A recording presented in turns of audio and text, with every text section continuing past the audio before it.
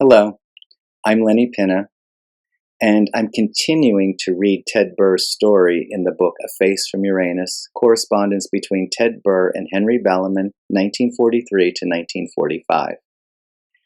We're in Dayton, Ohio, where Ted is working on Army Air Force's base. One day it got around to me that a man in the shops of our building wanted to date me. It was then I knew my conspicuousness and fears. I was afraid to step out into the shops. For months I fought this fear and finally was rid of it. By this time I had worked myself up into a reliable position in the personnel department. I began to enjoy the affections that men showered upon me, and in my job I was brought into sharp contact with them. There were any number that I was attracted to, and was jealous when they associated with the office girls.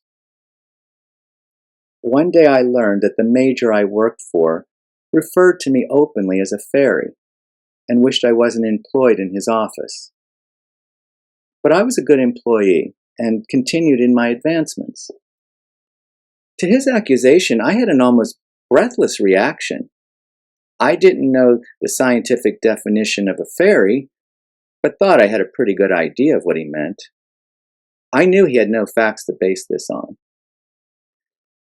But I began to think that everyone around me was looking at me and laughing at me.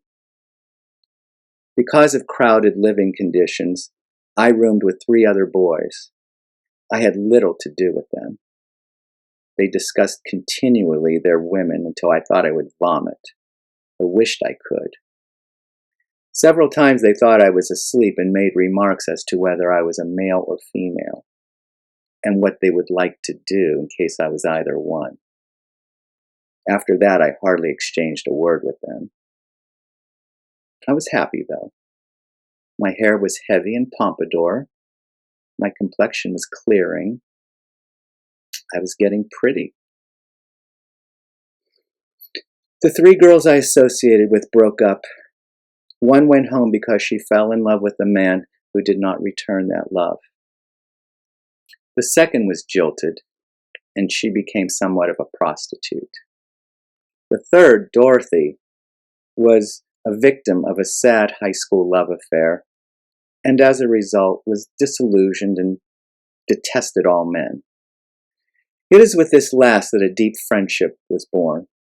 We both felt cut off from a normal world within ourselves and seemed to understand each other's wearied mind. In March 1943, I was called home for an army examination. My world had crashed. I lived in a fever of prayer and realized that I did believe in some sort of a God. It was horrible, that examination. And they rejected me when they learned that I did not lay girls, and still did not admit to my attractions to men. Our family doctor suggested I not return to work, but take a rest. When I was a senior in school, I had been ill for many weeks and had never fully recovered. I went back to Dayton. Things had changed. My old job had been filled, but a unit chief who had much toleration for me took me into her department, and after a while she valued my services very highly. I believe she spoke for me when I returned to Dayton, because it was rumored that she had had an affair with one of the officers, and I had been the only one in the office who would speak to her. I think she was grateful. Story to be continued.